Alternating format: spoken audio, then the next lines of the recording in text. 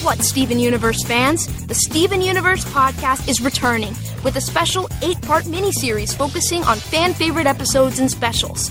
The team behind these great stories will be sharing their incredible behind-the-scenes experience making these episodes. As a bonus, you fans will have the chance to ask them questions too. So get ready for the return of the Steven Universe podcast, October 26th at Apple Podcasts or wherever you listen to podcasts.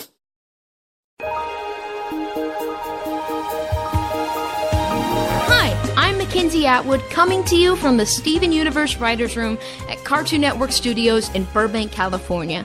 I'm so excited to bring another episode of the Steven Universe podcast your way, and I think that this one's going to be a special one because this episode features fans just like you guys who went on to work on Steven Universe or with various members of the crewniverse. You'll hear their incredible stories about how fan art and fandom led them to their dream jobs. I'm talking to Storyboard Revisionist Maya Petersen and Storyboard artist Amber Cragg. I'm also talking to Mario Piedra and Chris Graham. Chris designed the mobile game Attack the Light and the upcoming console game Save the Light. We might even get some exclusive details on what's inside Save the Light. And I definitely want to know about Squaredot, which was revealed earlier this summer. I know that blew a lot of our minds. And how's this for a special guest? I've got Steven Universe superfan and YouTube star Thomas Sanders coming by to talk about his love of Steven Universe and how he first discovered the show and then started working with the cast. So let's get started with the two fans whose fan art helped them land jobs as part of the Storyboard team. Maya Petersen, Storyboard Revisionist, and Amber Cragg, Storyboard Artist. Welcome to the podcast. Thank you guys so much for talking with me today. Yeah. Yeah. Anytime. Right. Especially right now. Okay, good. So first off, I'm just wondering where you guys are from. Well, I'm from Maryland. I was previously working in web design and development at Georgetown University. Gotcha. So this is a pretty big jump. But yeah, that's it. It seems like everyone's from Maryland. Or Jersey. True. Jersey. Jersey or Maryland. Yeah, that's the... I'm not. I am from central Kentucky. I am Gotcha. from Somerset. I'm from Tennessee. Nice. You're Kentucky is Tennessee's hat. Yes, exactly. I love it. Okay, cool. So did you guys always want to be artists when you were growing up? Yeah.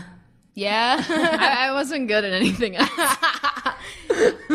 That's a really hard question to answer. Like, I think I always knew that drawing was inextricably part of me, but I didn't really consider it a career option, like seriously. Didn't ask that question head on until like after college, honestly. Gotcha. That's so different than me. I went through high school like doing in my classes and thinking it's fine. I'm going to go to art school and I'm going to be an artist.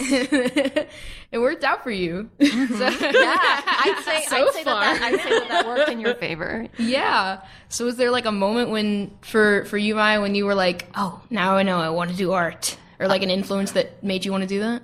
There wasn't a particular moment, but I think one of the first kind of like turning points was, like I had done like my first finished colored piece for like ever for a Mega Man tribute book published by like Udon, and there was like a lot of entries and everything, and like getting in and then seeing my book, like seeing my artwork published was like, whoa, okay, maybe I'm not great, but maybe I'm better than I thought I was. You right. know? So yeah, man. Like, it was a lot of validation, I guess, at the time. So it was like, okay, you know what? Just work really hard and see where it goes. Yeah. Mega Man first, then the world. That's the strat. That's the strat. Mm-hmm. So like you guys both started as fans of Steven Universe before you started working on the show, right? Mm-hmm. Yeah. Okay, cool. So how'd you discover the show? I watched it when it aired on TV, and before that, I watched the pilot online and drew fan art that day. Wow. Yeah, man. I was like ground right on floor, it. Except for the fact that I wasn't working on it when it started. Right. Ground floor fandom wise. Yes. Yeah, I had seen the pilot when it just came out too. I didn't really get into it until my during the weekends, my youngest sister would come over, and then we would she would get really excited about this show and watch the most recent episodes on demand, and that was like a kind of like a big bonding experience for us too. So I guess like that's where a lot of my initial excitement came from.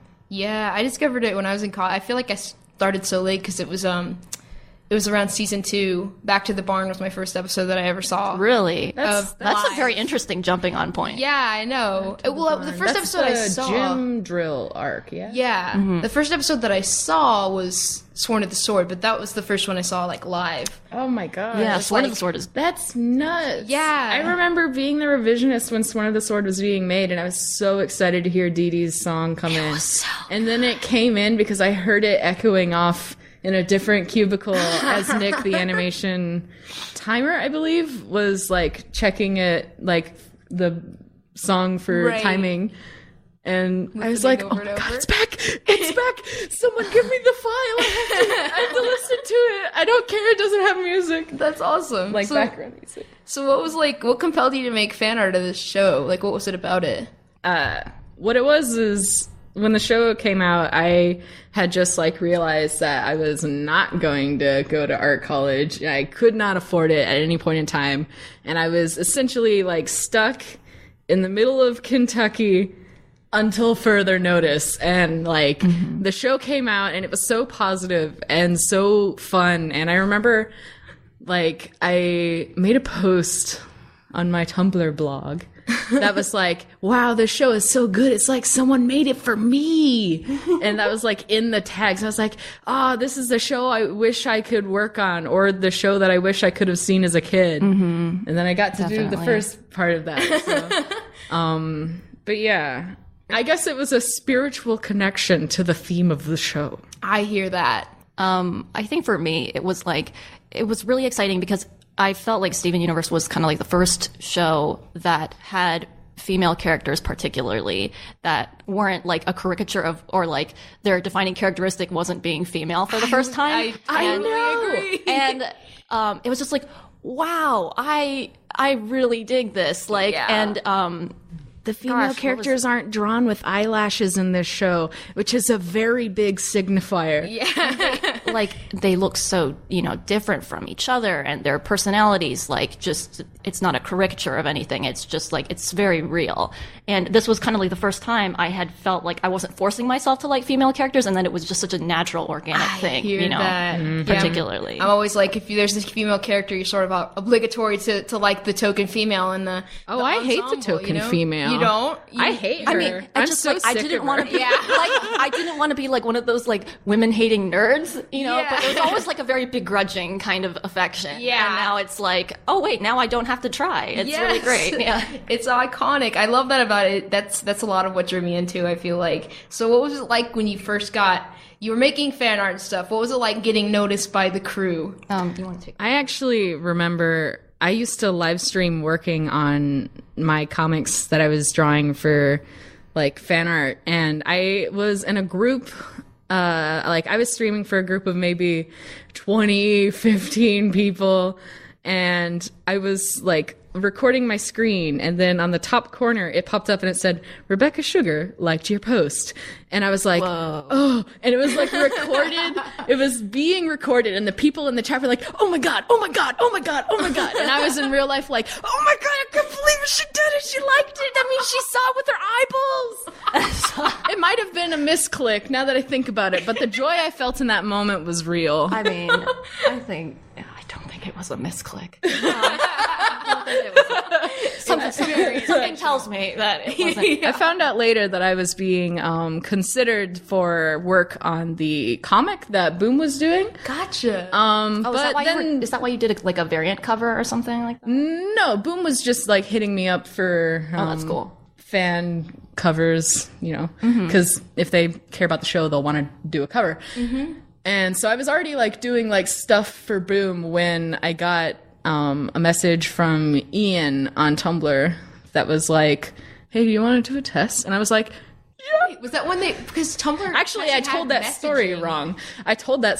What happened was actually there was a night where I was online and a friend hit me up and gave me a link, and they were like, go here right now, Rebecca and Ian are drawing. And I was like, what? And it turns out that they were just like in like a little drawing like a group drawing site where anybody could be drawing anything, and they were like drawing, you know, like the characters just doing whatever, like having fun with like an anonymous group of people. And I was like, oh my god, I'm gonna go in there. So I started drawing, but the program actually really sucked, so I didn't do very well. And I drew a Garnet with like square hair, and Ian like wrote a note that was like, her hair is a cube, not a square. And I was like, I can't believe Ian just corrected my art.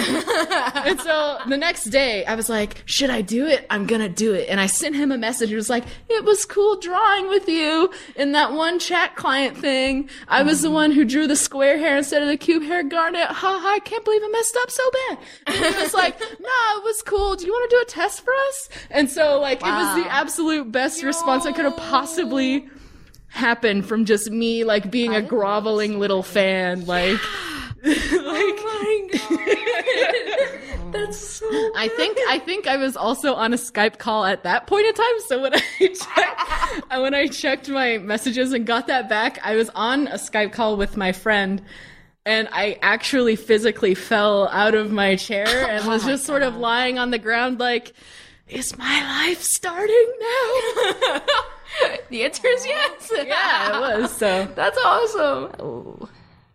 Wow, yeah, I don't, how are you supposed to compete against that?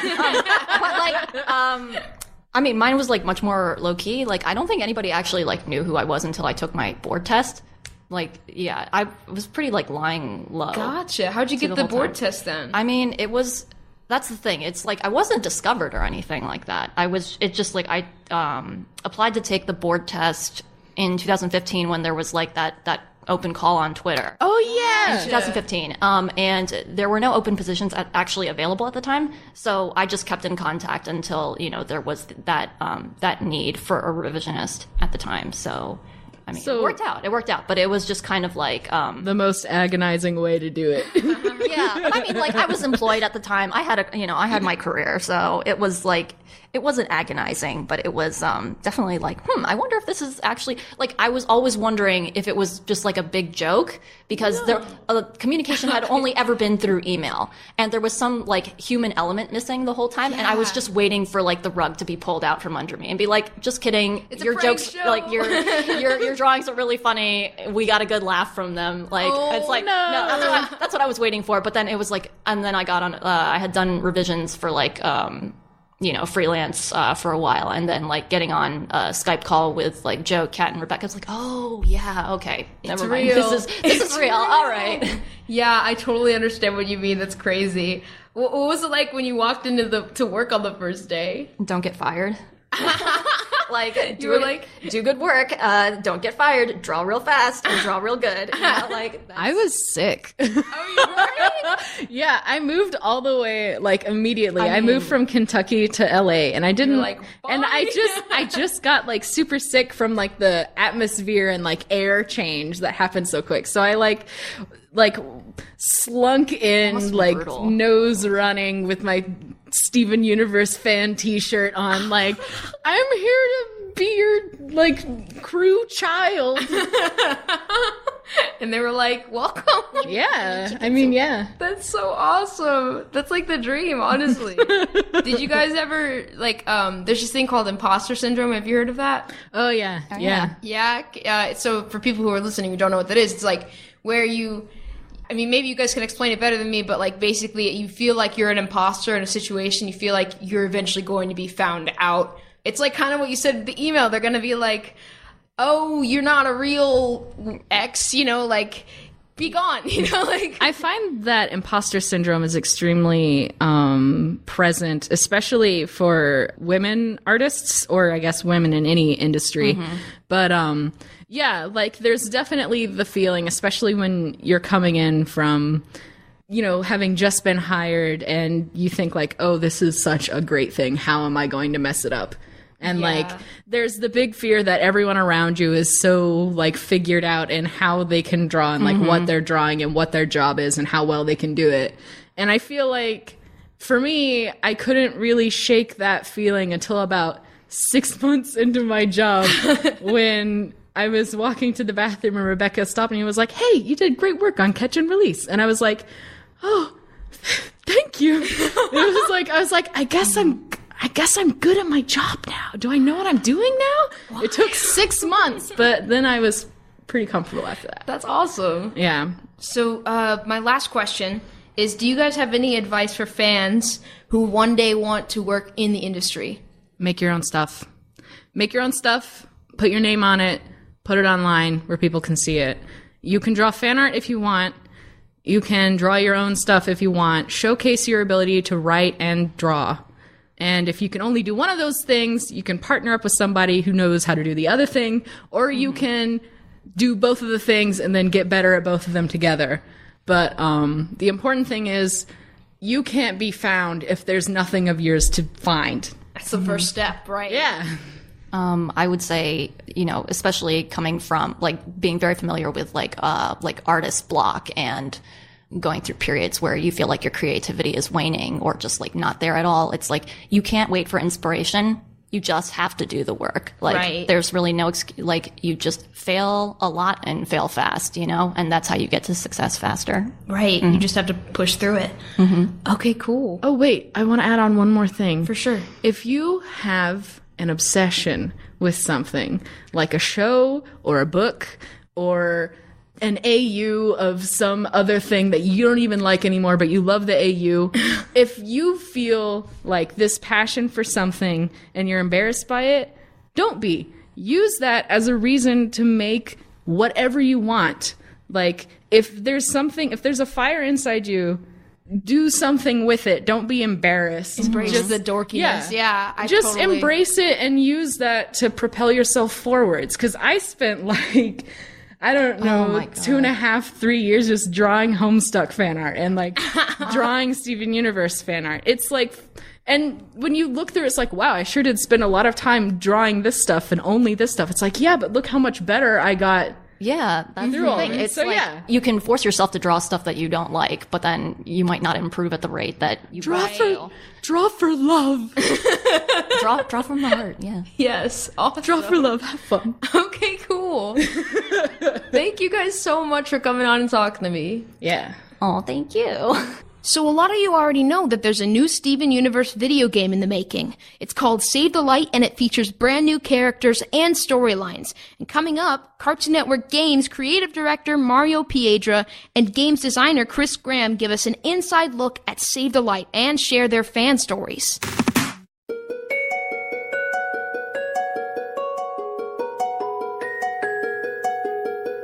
All right, I'm here with Mario and Chris. Thank you guys so much for coming on and talking to me today.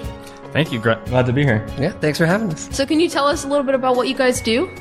So I am the creative director for Cartoon Network Games, so I get to supervise a team making games for all of our shows. Awesome. What about you, Chris? I'm Chris Graham. I'm the director on Save the Light at Grumpy Face. We've done numerous titles for Cartoon Network now. I've been doing it for a couple of years. So. Got you. So Save the Light is the newest project, right? The biggest one. Yes. Yeah, this is our first console title as well. Right. Yeah. That's awesome.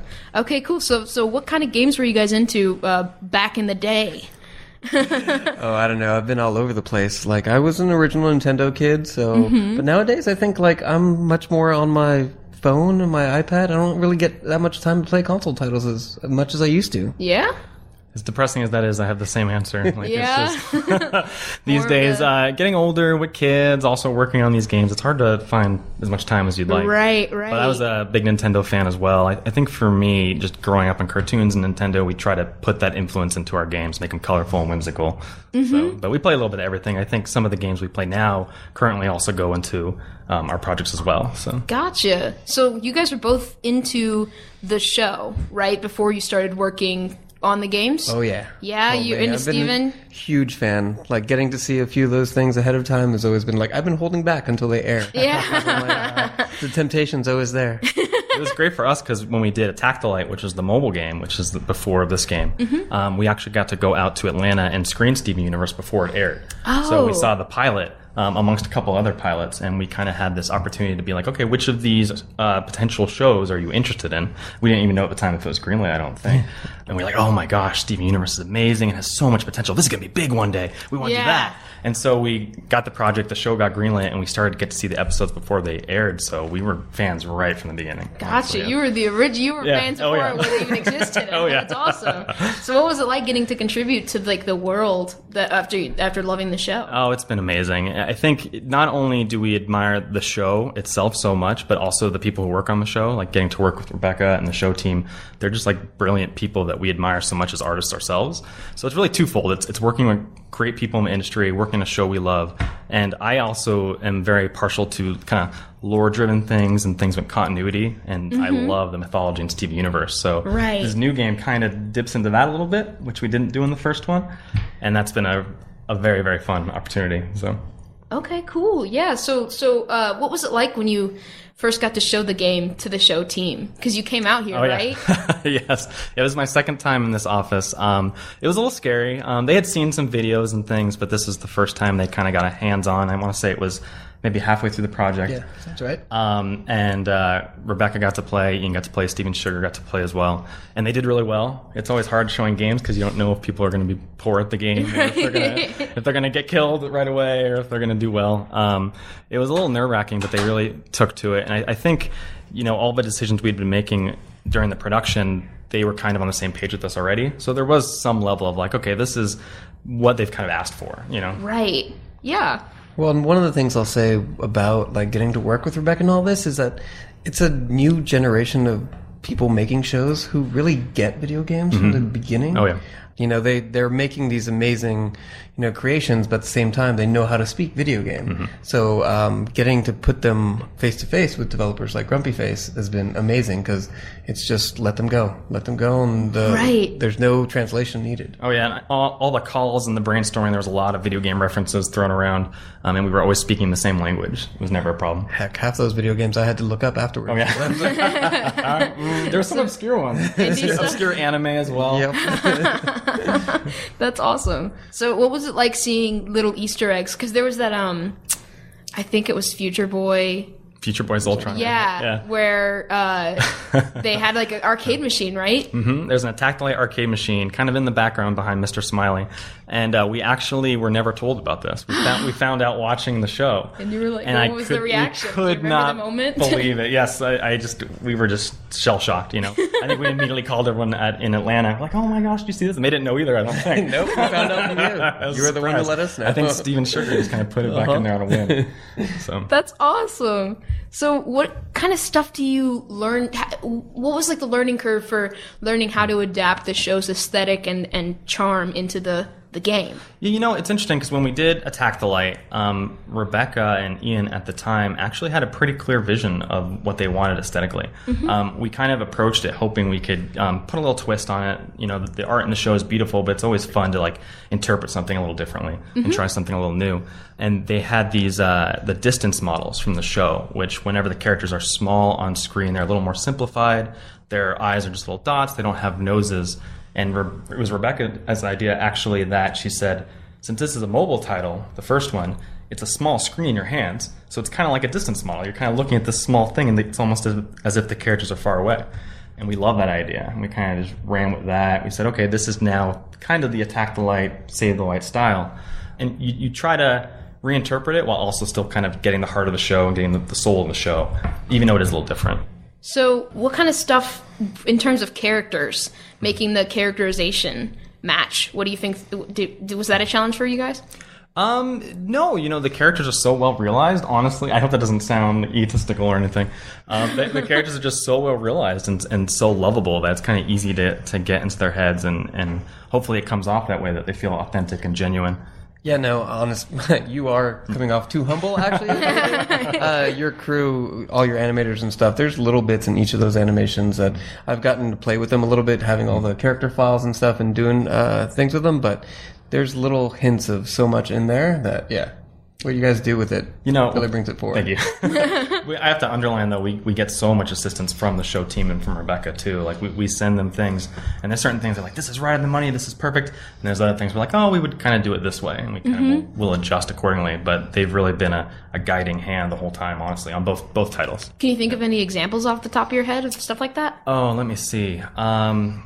I know, actually, the first game, right away, we were trying all these different art styles before we knew it was going to be. And we actually tried like an 8-bit art style. Like, oh, Steven kind of likes retro games. Right. Maybe this would be fitting. And she's like, oh, we kind of feel like something cleaner would be nice. And we kind of ran with that. Another one that Rebecca's been really great at is she has a perfect eye for color.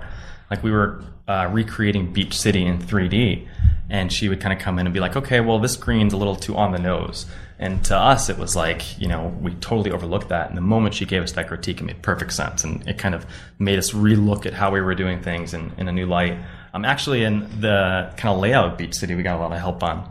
So we were trying to piece it together from different images, and we worked with Steven Sugar a little bit on like, okay, well, where is Vidalia's house supposed to be exactly? He's got like the whole master map. He knows everything. Yes, definitely. He's like the god of that world, I feel like, in a way. Gosh, yeah, that was really fun to realize. Like, we want players to feel like they're actually running around Beach City and talking to the boardies and doing all that.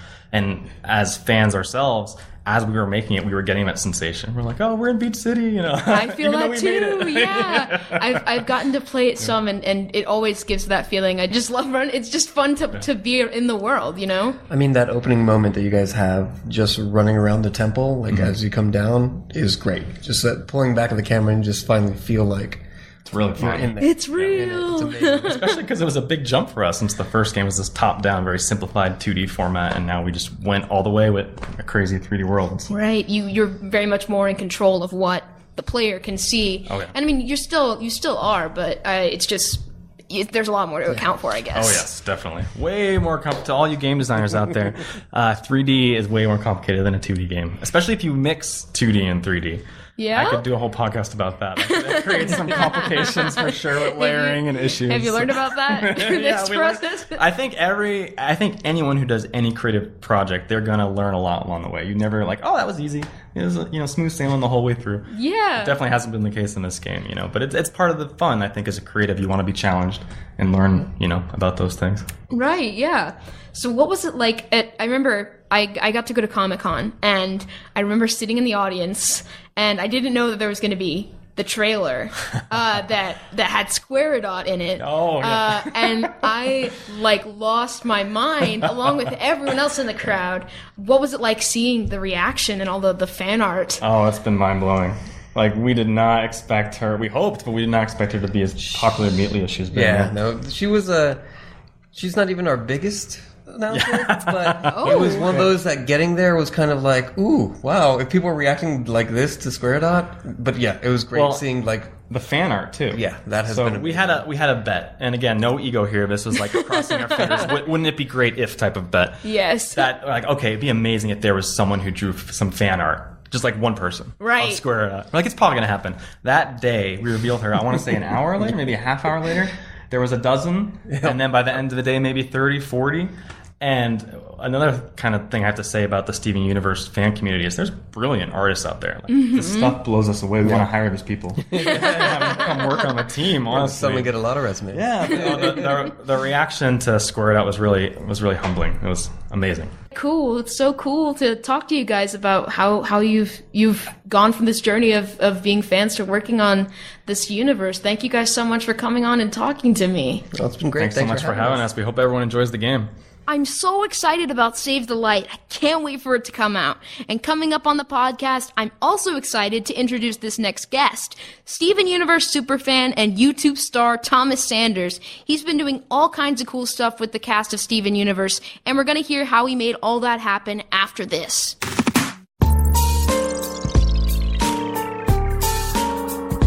All right, guys, I am here with Thomas Sanders, who is a huge Steven Universe fan. Welcome to the Writers' Room, Thomas. What is up, everybody? Yeah, thank you for coming and talking to me. Of course. I thought it was so funny, and I asked you before we started if I was the first person that you brought on that's not affiliated with the show in any way. Yeah. But I am, apparently. Yeah, you are. Well, the thing is that I wanted to, like, That's talk. amazing. Yeah.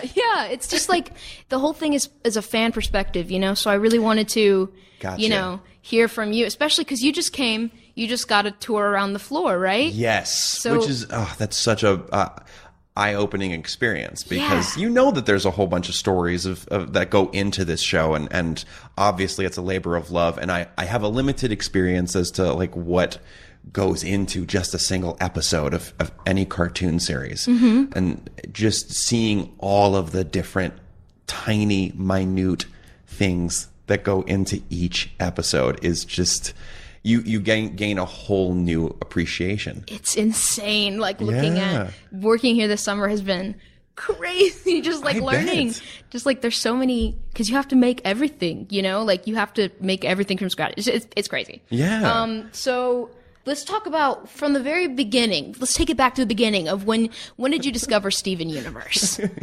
Honestly, I was trying to rack my brain as far as the exact moment I tuned into Steven Universe, and I'm completely blanking. It's like I described it as like an ephemeral memory. Yes. Like I've always just known about Steven Universe. It's always been there. It's always been a part of you. I can't remember. Like there had to have been a moment, and I think it was because I watched it casually for a bit, and because it was recommended to me while I was online. Obviously, my online presence, there's a lot of people, they know that I like cartoons, and I believe it was recommended to me by a bunch of followers, and I had seen several pieces of fan art about it, and I was like, this looks really intriguing, and I watched it casually, and I think the turning point for me, obviously the fusions really caught me, like when Opal was first introduced, and I think the turning point for me was I forget the episode, running out of space, too little space, or running out of storage, and it was where maximum capacity, and that was where that was the first. That episode got so real at the end of that episode that I was on the couch. I just like stood up because I was like, this cartoon just did that. They went there. They did that. That's the one where Amethyst like shapeshifts into Rose, and like Greg is like, this is messed up, and Steven's like, what are you doing? What is going on? And there's in my mind as a viewer, there's subtext there, but like the cartoon does it in such an elegant, tasteful way that works on multiple levels, that if you're a kid watching it casually, you get the overt, story that's being told, and as an adult, you're like, there's a whole nother story there. And I was blown away that I had not seen a cartoon do that to that extent. And just from that point onward, when the show just kept making more strides with their representation and with the stories that they told, and not afraid of getting dark or sad, was just so refreshing for me. Yeah. I think that was like, there was a decade or so where I hadn't seen that specifically, not to knock any cartoons that were present there, because they all shaped my childhood. Yes. But I feel like I hadn't seen a cartoon do that in a long time, and still is, like, even with the most recent developments, like it's like, still breaking those barriers. It is, and it's just it's been so inspiring that we as a generation and younger generations can handle it, right? And it's helping shape how it's helped shape their thinking. Yeah, totally. I totally get what you're saying. So, like, that was the appeal for you then. Absolutely. Like the fact that a cartoon can work on two levels makes a cartoon great. Like, the cartoon can be good if it works on one level. But I think anything that we draw from, the stuff that you remember from cartoons when you were a kid, that still is funny to you now. Like, I think like that first generation of SpongeBob SquarePants that we still today, that humor resonates with us. Remember that one episode of SpongeBob where? Yeah, I think that like there are cartoons that exist, like all, like if you name it, Powerpuff Girls, Dexter's Laboratory, as far back from me as like Winnie the Pooh. There are episodes of those shows that you can still draw from and be like, do you realize like they went there then too? Yeah. They took those strides, and we probably didn't get it when we were kids, but we get it now as adults if you see it. Yeah. Brilliant. Yeah. I see. I feel like I see a lot of that reflected in some of your vines and stuff that you make, right? Like the influences about like growing up, and it's like a lot about like, you know, just stuff that anyone can relate to and be like, me, big mood, you know, like exactly. That's something that I definitely strived for with the vines, because a lot of the culture surrounding vines were memes, a lot of current events, and what I wanted to strive for is something that not only kids could get but adults could get at the same time, like humor that's kind of timeless in a way. And sometimes I miss the mark on that, but I think we're all united in our abilities to be silly. I think everybody has that silly side, and like sometimes you laugh at the stupidest jokes, and it's okay. It's okay. You know, everybody has that light side, and there are things that are still timeless. Like you could do a Vine about something involving school or teachers, and you as an adult can be like, I remember those days. Yeah, like you can and you're like, glad I'm not there. And I think that was the big appeal about several Vines that we did interacting with people in real life, because that was humanity at its core values of just being able to relate to other strangers and be silly. Yeah. So what was it like when you made videos with the cast? What was that? Oh my goodness. Yes. First of all, McKenzie, you set you made that all possible. Who are you referring to? McKenzie Atwood. You were just like, I happen to know several people. That was great too. Because I first got connected with you because you animated. Animated is strong. Okay. How would you describe it? Video editing that repurposes animation in the show and just makes it look new. Listen, for me it was animation. I really enjoyed it. And that blew me away. Like you had taken several of my Vines and done animations surrounding Steven Universe with it. And I loved that because I was a big Steven Universe fan, and that's how I first got connected with you. And you're like, I happen to know several of the cast members, and so you connected me with Dee Dee Magno Hall, who's Pearl. Yes, and Dee. I love her. I love so her much. And she was just like, and I happen to know Michaela Dietz, who's Amethyst, and Jennifer Paz, who's Lapis, and Zach Callison, who's Steven. They're all available if you want to meet all of them too. And I'm in LA, and I'm just like, I died inside. I was like, I don't know if I can actually handle this. And it was we met at this really nice little park, and it was just such a pleasant experience meeting all. They were so chill. Everyone was so chill, so personable, and they talked like they were all, they are all friends. It's not like, it's not an illusion. I can definitely state to anybody out there who's fans, they're all very good people, and they are all good friends with each other. And that, as a fan and appreciator, I was just like, that's really cool to know. It's so sweet. It's so sweet. They're the best. And so many of them are just like, are their characters too in a lot of ways, you know? It made it very easy. You were asking about the Vine experience with them, and they were so on board. I was like, I might need props for this, and Michaela's like, you got markers? She sits down on the ground, she gets markers, she draws out little we're all on the ground drawing like we're in school, and she's like, yeah, this is gonna be good. And like she was like so down to make it happen. Zach was there trying to help out as well. I was like, do you guys want to do a Snapchat? And they were like, yeah, let's do, like, they were up to do anything. Yes. And it was just a fun like hour and a half of just play. Like we played until like the sun went down. That's so fun. And then when the sun went down, Jennifer brought out the ukulele, and we sang the Steven Universe theme song. Like I was like, you guys are the best. It's amazing. Yeah, they're so fun. I think it's funny seeing Dee Dee and Michaela especially, just because like Dee Dee is such a mom, you know, like she really is. Peak mom. She is peak mom. I'm not even joking. We did a collab for my YouTube channel. She agreed to do this. I love her so much. She met me at the Airbnb I was staying at, and she knew I was going to be, I had rented a car, and I told her I was nervous about driving in LA. And after we had done the collab, which she's just got such a beautiful voice. Yeah. We did a duet, and she's just got that Broadway voice, and her warming up in in the bathroom, and I'm just like, this is real. Pearl is warming up in the bathroom of this Airbnb, getting ready to sing with me. And before she left, because I was finishing up deconstructing the set, and I knew she was already leaving. I go downstairs, and on my backpack is a little note from her. She's just like, drive safely, call me, like, let me know that you get back to Florida safely. Love, Bird Mom. And I still have it in my suitcase because I hold on to that note, because I was like, that was such a beautiful little thing, and I'm sure she thought nothing of it. She was just like, yeah, there you go. This is great. So sweet. She's the best. I love her. So how do you feel that like the show has influenced, like, do you feel that it has influenced you creatively or just like in general in your life? Absolutely.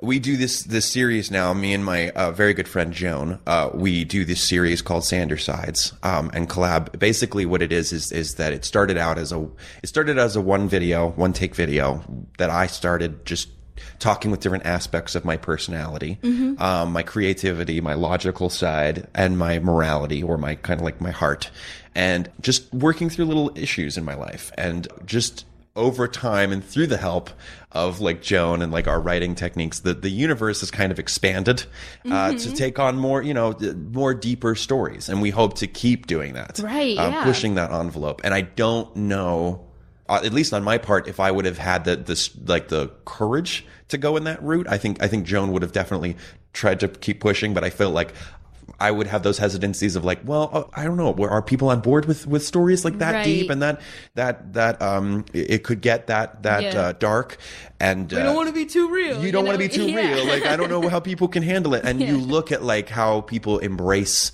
this kind of stories, these stories, and getting dark, and the representation that exists within the stories and how that influences their creativity. It definitely influenced me. Like, this is something that they were.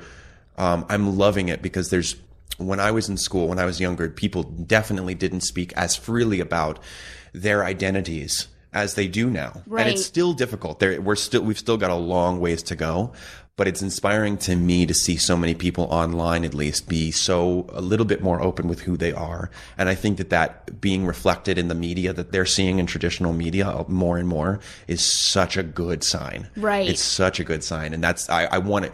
It pushes me to contribute to that movement. Yeah. Just to be honest with the audience. Yeah. Exactly. Making something that's awesome. So my last question I have for you is, do you have any burning questions about what you want to see next in Steven Universe? What do you think? Goodness gracious. Well, I'm curious about the fate, or what role Lars is about to play. Because I feel like there's this arc that's happening with Lars, and it was beautiful. And I feel like there's a path he's going, and I want to see maybe where Sadie fits into that. But I feel like the gem we still know the least about is Pearl. And I'm very curious as to what I feel like, because she knows Rose Quartz the longest. Obviously we can't show flashbacks of her too much without revealing too much of what Rose Quartz maybe had or had not done. Right. So I feel like that whole revelation would be just so appealing for me. Who is she? And we still haven't seen White Diamond. So I'm curious as to that role and what that plays. Those are the biggest ones that are causing me to. I'm doing a lot of theorizing and hypothesizing, and it creates great discussion amongst me and my friends. Yes. That's awesome. So can we expect any theory videos? Oh my goodness.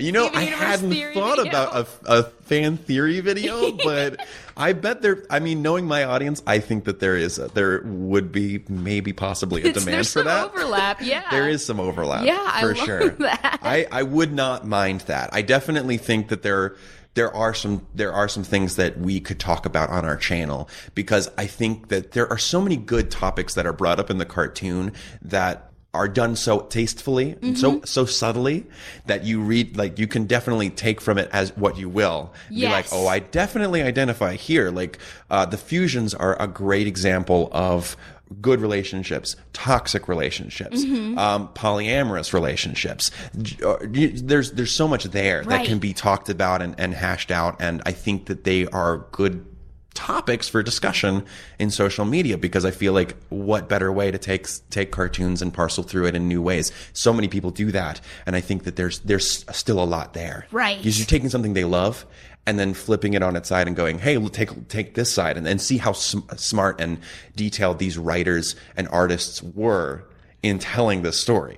Just bringing more of it to light. Yeah. Absolutely. Even down to the musicalities, when you're seeing somebody had theorized just about the music that you hear at certain points, and that is all smart, like it's all done with an intelligent design, and I think that's so cool. Yes. Like there's so much there that seeing it on the surface is enjoyable, and then you look down and see how much time and effort went into every single frame and scene that you pick up later, and go back to previous episodes and go, they frickin' forecasted that way back then, and you didn't back know in the it day. then. You didn't know. Yeah, We got it's 'em. so good. It's so good. Okay, cool, awesome. Well, thank you so much for coming in and talking to me. Oh, absolutely. Like anytime you want me to come here and fan out, like I'm here to do that. And that's it for this episode. Thanks again to superfans turned crewniverse members Maya Petersen and Amber Cragg, to Mario Piedra and Chris Graham for sharing all those details about Save the Light,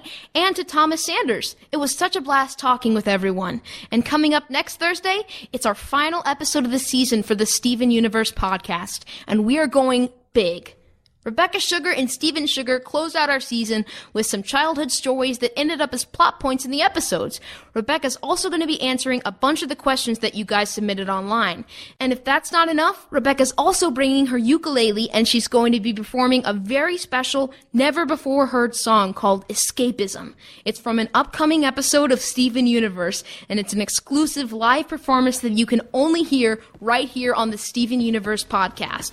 So go hit the subscribe button at Apple Podcast right now so you guys don't miss out on a truly special podcast. And please be sure to leave us a review and a 5-star rating at Apple Podcast while you're there. We love hearing from you.